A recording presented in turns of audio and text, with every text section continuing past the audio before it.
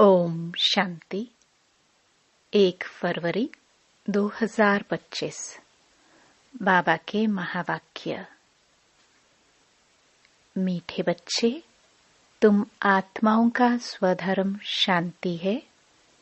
तुम्हारा देश शांति धाम है।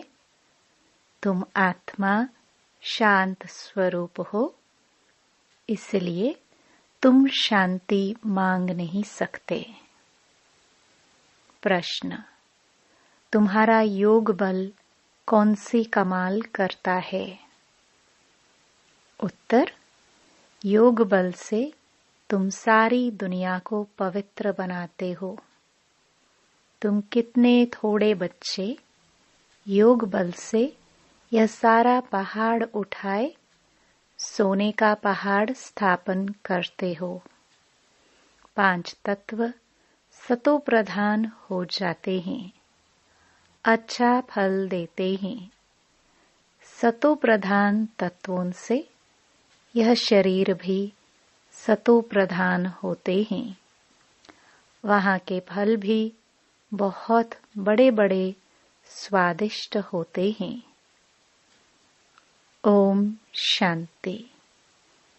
जब ओम शांति कहा जाता है तो बहुत खुशी होनी चाहिए, क्योंकि वास्तव में आत्मा है ही शांत स्वरूप। उसका स्वधर्म ही शांत है। इस पर सन्यासी भी कहते हैं, शांति का तो तुम्हारे गले में हार पड़ा है।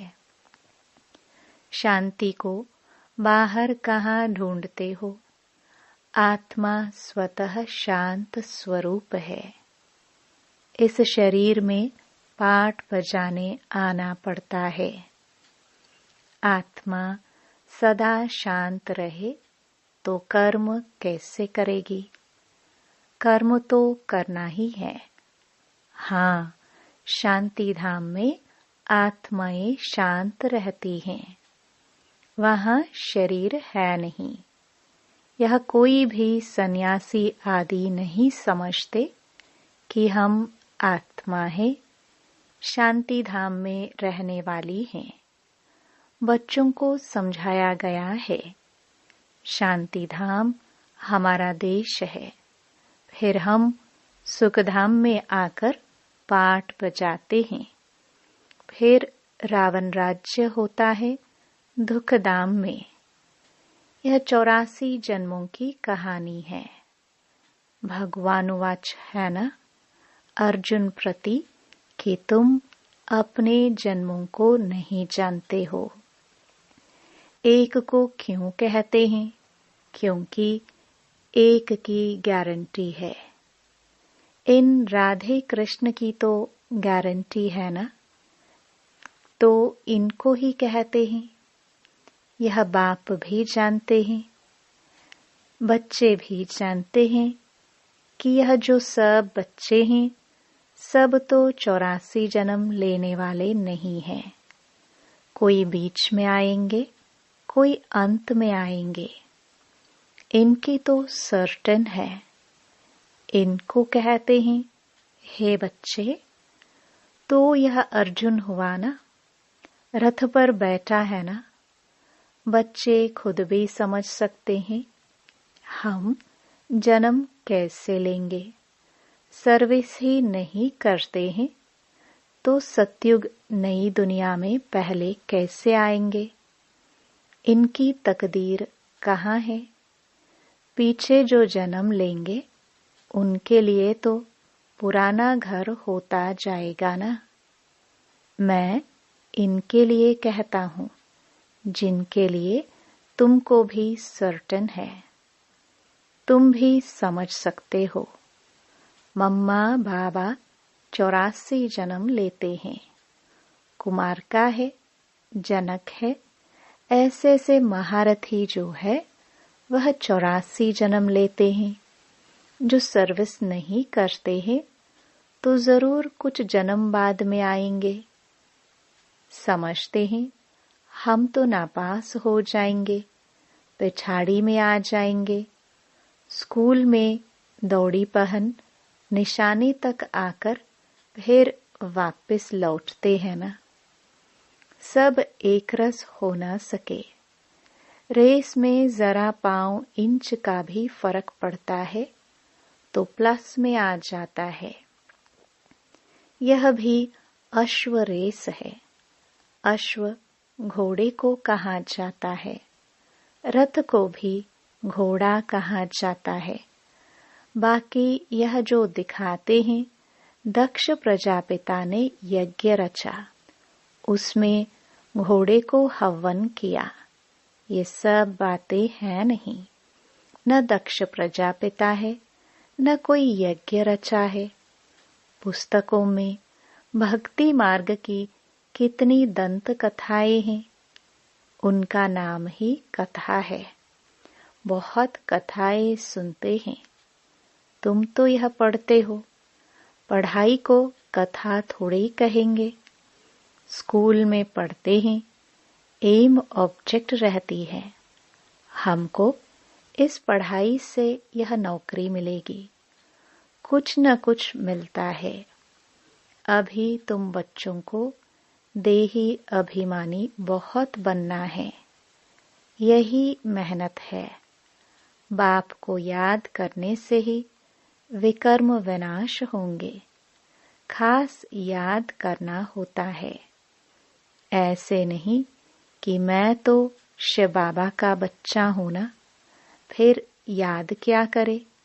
नहीं, याद करना है अपने को स्टूडेंट समझकर।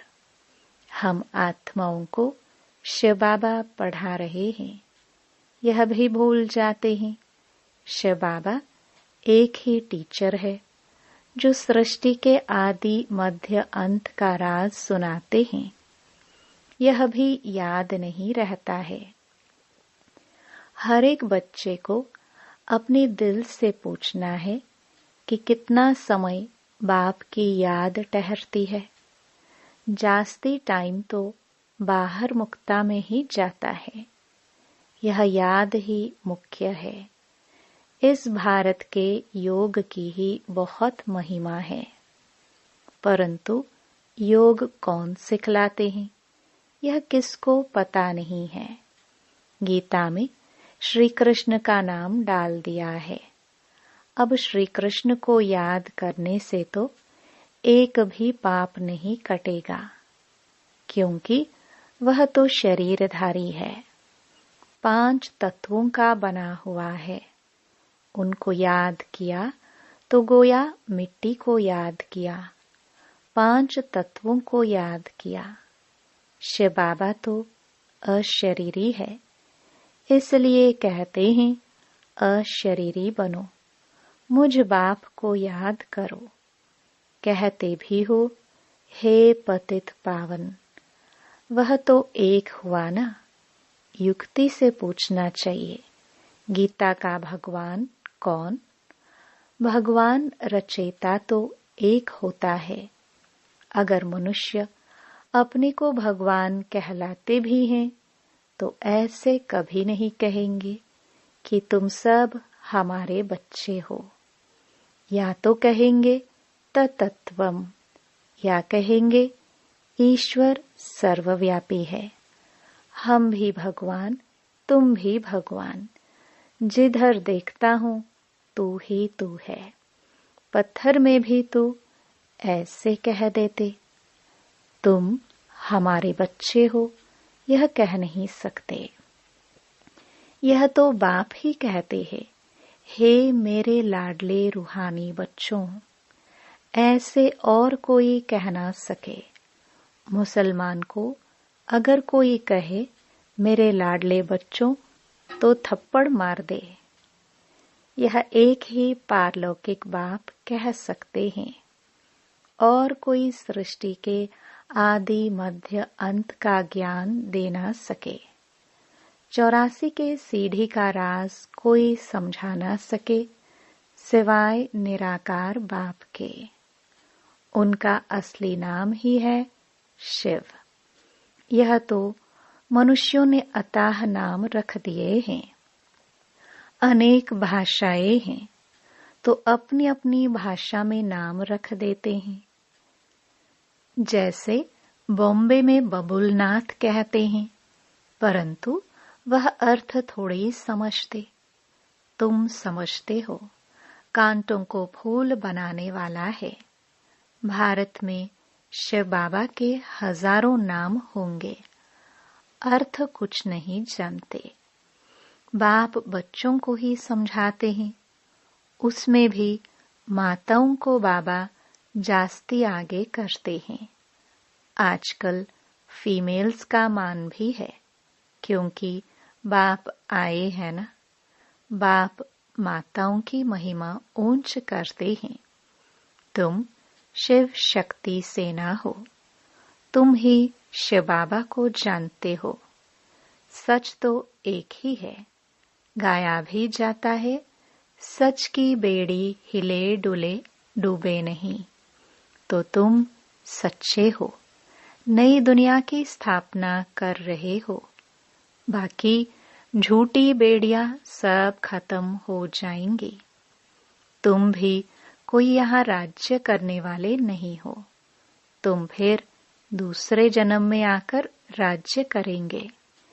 यह बड़ी गुप्त बातें हैं जो तुम ही जानते हो। यह बाबा ना मिला होता तो कुछ भी नहीं जानते थे, अभी जाना है। यह है युधिष्ठिर, युद्ध के मैदान में बच्चों को खड़ा करने वाला। यह है नॉन वायलेंस, अहिंसक। मनुष्य हिंसा समझ लेते हैं मारामारी को। बाप कहते हैं, पहली मुख्य हिंसा तो काम कटारी की है। इसलिए काम महाशत्रु कहाँ है, इन पर ही विजयी पानी है। मूल बात है ही काम विकार की। पतित माना विकारी। विकारी कहाँ ही जाता है, पतित बनने वाले को।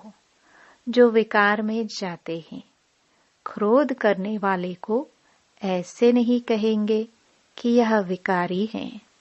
क्रोधी को क्रोधी, लोभी को लोभी कहेंगे। देवताओं को निर्विकारी कहा जाता है। देवताएं निर्लोभी, निर्मोही, निर्विकारी हैं। वह कभी विकार में नहीं जाते। तुमको कहते हैं विकार बिगर बच्चे कैसे होंगे। उन्हों को तो निर्विकारी मानते हो ना। वह है ही वाइसलेस दुनिया। द्वापर कलयुग है विश्यस दुनिया। खुद को विकारी, देवताओं को निर्विकारी कहते तो है ना। तुम जानते हो, हम भी विकारी थे, अब इन जैसा निर्विकारी बन रहे हैं। इन लक्ष्मी नारायण ने भी याद के बल से यह पद पाया है, फिर पा रहे हैं। हम ही देवी देवता थे। हमने कल्प पहले ऐसा राज्य पाया था, जो गवाया फिर हम पा रहे हैं। यही चिंतन बुद्धि में रहे तो भी खुशी रहेगी। परंतु माया यह स्मृति भुला देती है। बाबा जानते हैं, तुम स्थायी याद में रह नहीं सकेंगे। तुम बच्चे अडोल बन याद करते रहो तो जल्दी कर्मातीत अवस्था हो जाए और आत्मा वापस चली जाए। परंतु नहीं, पहले नंबर में तो यह जाने वाला है। फिर है शिव बाबा की बारात। शादी में माताएं मिट्टी के मटके में ज्योति जगाकर ले जाती है ना, यह निशानी है। शिव बाबा साजन तो सदा जागती ज्योत है। बाकी हमारी ज्योति जगाई है। यहाँ की बात फिर भक्ति मार्ग में ले गए हैं। तुम योग बल से अपनी ज्योति जगाते हो। योग से तुम पवित्र बनते हो। ज्ञान से धन मिलता है। पढ़ाई को सोर्स ऑफ इनकम कहा जाता है ना। योग बल से तुम खास भारत और आम सारे विश्व को पवित्र बनाते हो। इसमें कन्याएं बहुत अच्छी मददगार बन सकती हैं। सर्विस कर ऊंच पद पाना है। जीवन हीरे जैसा बनाना है, कम नहीं। गाया जाता है फॉलो फादर मदर, सी मदर फादर और अनन्य ब्रदर्स सिस्टर्स। तुम बच्चे प्रदर्शनी में भी समझा सकते हो कि तुमको 2 फादर हैं, लौकिक और पारलौकिक। इसमें बड़ा कौन? बड़ा तो जरूर बेहद का बाप हुआ ना। वर्षा उनसे मिलना चाहिए। अभी वर्षा दे रहे हैं, विश्व का मालिक बना रहे हैं। भगवान वाच तुमको राजयोग सिखाता हूँ, फिर तुम दूसरे जन्म में विश्व के मालिक बनेंगे। बाप कल्प कल्प भारत में आकर भारत को बहुत साहूकार बनाते हैं। तुम विश्व के मालिक बनते हो इस पढ़ाई से। उस पढ़ाई से क्या मिलेगा? यहाँ तो तुम हीरे जैसा बनते हो 21 जन्म लिए। उस पढ़ाई में रात दिन का फर्क है। यह तो बाप टीचर गुरु एक ही है। तो बाप का वर्षा, टीचर का वर्षा और गुरु का वर्षा सब देते हैं। अब बाप कहते हैं देह सहित सबको भूलना है। आप मुए, मर गई दुनिया। बाप के एडॉप्टेड बच्चे बने, बाकी किसको याद करेंगे? दूसरों को देखते हुए जैसे कि देखते नहीं। पाठ में भी आते हैं, परंतु बुद्धि में है अब हमको घर जाना है, फिर यहाँ आकर पाठ बजाना है। यह बुद्धि में रहे तो भी बहुत खुशी रहेगी। बच्चों को देह भान छोड़ देना चाहिए। यह पुरानी चीज यहाँ छोड़नी है, अब वापस जाना है। नाटक पूरा होता है। पुरानी सृष्टि को आग लग रही है। अंधे की औलाद अंधे अज्ञान नींद में सोए पड़े हैं।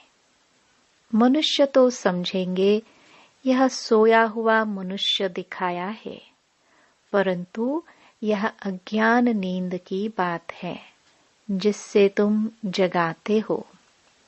ज्ञान अर्थात दिन है सतयुग, अज्ञान अर्थात रात है कलयुग। यह बड़ी समझने की बातें हैं। कन्या शादी करती है तो मात पिता सासू ससुर आदि भी याद आएगा, उनको भूलना पड़े। ऐसे भी युगल है जो सन्यासियों को दिखाते हैं। हम युगल बनकर कभी विकार में नहीं जाते हैं। ज्ञान तलवार बीच में है। बाप का फरमान है पवित्र रहना है। देखो रमेश उषा है, कभी भी पतित नहीं बने हैं। यह डर है अगर हम पतित बने तो 21 जन्मों की राजाई खत्म हो जाएगी, देवाला मार देंगे। ऐसे कोई कोई फेल हो पड़ते हैं।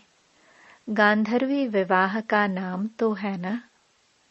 तुम जानते हो पवित्र रहने से पद बहुत ऊंच मिलेगा।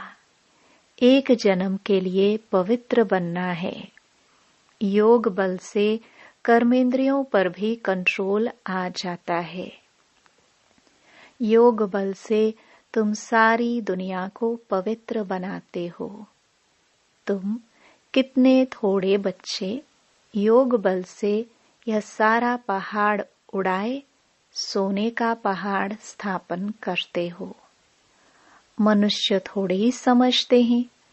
वह तो गोवर्धन पर्वत पिछाड़ी परिक्रमा देते रहते हैं। यह तो बाप ही आकर सारी दुनिया को गोल्डन एज्ड बनाते हैं। ऐसे नहीं कि हिमालय कोई सोने का हो जाएगा। वहां तो सोने की खानियां भरतू हो जाएंगी। 5 तत्व सतो प्रधान है, फल भी अच्छा देते हैं। सतो प्रधान तत्वों से यह शरीर भी सतो प्रधान होते हैं। वहां के फल भी बहुत बड़े बड़े स्वादिष्ट होते हैं। नाम ही है स्वर्ग। तो अपने को आत्मा समझ बाप को याद करने से ही विकार छूटेंगे। देह अभिमान आने से विकार की चेष्टा होती है। योगी कभी विकार में नहीं जाएंगे। ज्ञान बल तो है, परंतु योगी नहीं होगा तो गिर पड़ेगा। जैसे पूछा जाता है पुरुषार्थ बड़ा या प्रारब्ध, तो कहते हैं पुरुषार्थ बड़ा। वैसे इसमें कहेंगे योग बड़ा। योग से ही पतित से पावन बनते हैं। अब तुम बच्चे तो कहेंगे हम बेहद के बाप से पढ़ेंगे। मनुष्य से पढ़ने से क्या मिलेगा? मास में क्या कमाई होगी? यह तुम एक एक रतन धारण करते हो। यह है लाखों रुपयों के। वहां पैसे की गिनती नहीं की जाती। अनगिनत धन होता है। सबको अपनी अपनी खेतियां आदि होती हैं। अब बाप कहते हैं हम तुमको राजयोग सिखलाते हैं। यह है एम ऑब्जेक्ट। पुरुषार्थ करके ऊंच बनना है। राजधानी स्थापन हो रही है। इन लक्ष्मी नारायण ने कैसे प्रारब्ध पाई? इनकी प्रारब्ध को जान गए तो बाकी क्या चाहिए? अभी तुम जानते हो। कल्प 5000 वर्ष बाद बाप आते हैं। आकर भारत को स्वर्ग बनाते हैं। तो बच्चों को सर्विस करने का उमंग होना चाहिए। जब तक कोई को रास्ता नहीं बताया है, खाना नहीं खाएंगे। इतना उल्लास उमंग हो तब ऊंच पद पा सकते हैं। अच्छा, मीठे मीठे सिखिलदे बच्चों प्रति मात पिता बाप दादा का याद प्यार और गुड मॉर्निंग। रूहानी बाप की रूहानी बच्चों को नमस्ते। धारणा के लिए मुख्य सार। पहला, ईश्वरीय सर्विस कर अपना जीवन 21 जन्मों के लिए हीरे जैसा बनाना है। माता पिता और अनन्य भाई बहनों को ही फॉलो करना है। दूसरा, कर्मातीत अवस्था बनाने के लिए देह सहित सबको भूलना है। अपनी याद अडोल और स्थायी बनानी है। देवताओं जैसा निर्लोभी, निर्मोही, निर्विकारी बनना है। वरदान। तड़फती हुई आत्माओं को 1 सेकंड में गति सद्गति देने वाले मास्टर दाता भव। जैसे स्थूल सीजन का इंतजाम करते हो, सेवाधारी सामग्री सब तैयार करते हो जिससे किसी को कोई तकलीफ न हो, समय व्यर्थ न जाए। ऐसे ही अब सर्व आत्माओं की गति सद्गति करने की अंतिम सीजन आने वाली है। तड़पती हुई आत्माओं को क्यू में खड़ा करने का कष्ट नहीं देना है। आते जाए और लेते जाए, इसके लिए एवर रेडी बनो। पुरुषार्थी जीवन में रहने से ऊपर अब दातापन की स्थिति में रहो। हर संकल्प, हर सेकंड में मास्टर दाता बन करके चलो। स्लोगन: हजूर को बुद्धि में हाजिर रखो तो सर्व प्राप्तियां जी हजूर करेंगी। अव्यक्त इशारे: एकांत प्रिय बनो, एकता और एकाग्रता को अपनाओ। एकता के साथ एकांत प्रिय बनना है। एकांत प्रिय वह होगा जिनका अनेक तरफ से बुद्धि योग टूटा हुआ होगा और एक का ही प्रिय होगा। एक प्रिय होने कारण एक की ही याद में रह सकता। एकांत प्रिय अर्थात एक के सिवाय दूसरा ना कोई। सर्व संबंध, सर्व रसनाएं एक से लेने वाला ही एकांत प्रिय हो सकता है। ओम शांति।